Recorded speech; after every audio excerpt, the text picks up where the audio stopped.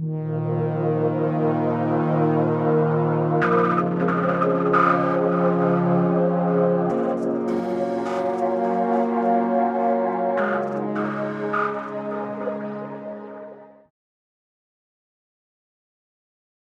the Undiscovered Soul analysis section. Not for me. Legal disclaimer and content warning. I do not advocate any form of self-harm. This is merely an artistic discussion of the darker side of mental health issues written about in my poetry book. If you're struggling, seek the appropriate professional help.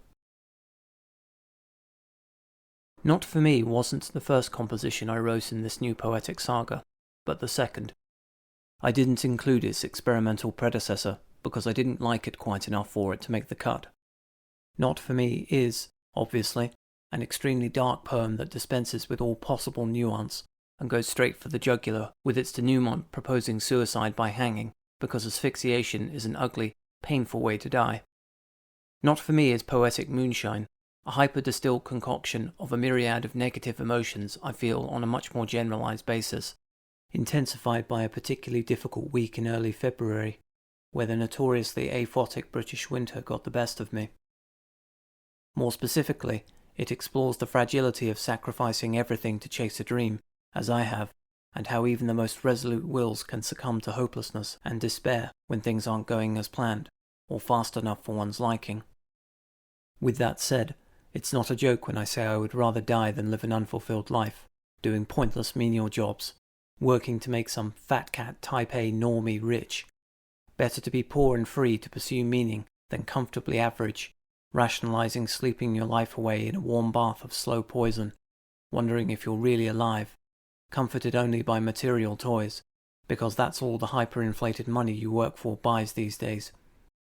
This is well summarized by the quote, "Most people die at 25 and aren't buried until they're 75, attributed, apocryphally, to Benjamin Franklin. Though satiety is often our goal, it's hunger that gives life an edge, and is the driving force behind all human motivation and genuine creativity. Whether it's going out to eat, having sex, or opening presents on Christmas, anticipation is the true pleasure in life, because fantasy is always better than reality, and that's why it's my preferred genre to write." David Hume's trite truism, "You cannot get an ought from an is," goes against everything human beings instinctively perceive about ourselves and the world. We are constantly striving to be more than we are, to refashion society and remake the world for our betterment. Only the depressed and hopeless accept things at face value. And while it is true that some limitations cannot be surpassed, the mentality with which one approaches life can make all the difference when you come up against a flexible barrier or a soluble puzzle. I say this as someone who used to be in the former camp, and has made considerable efforts to reframe my life so that I can look in the mirror and see someone I respect. Maybe, given enough time, and with a little luck, eventually the world will take notice of my work, like this book you are reading now. With that said, poems like Not for Me reflect that no amount of self-discipline can keep one in a positive frame of mind at all times, and that even the best of us crack under sufficient pressure.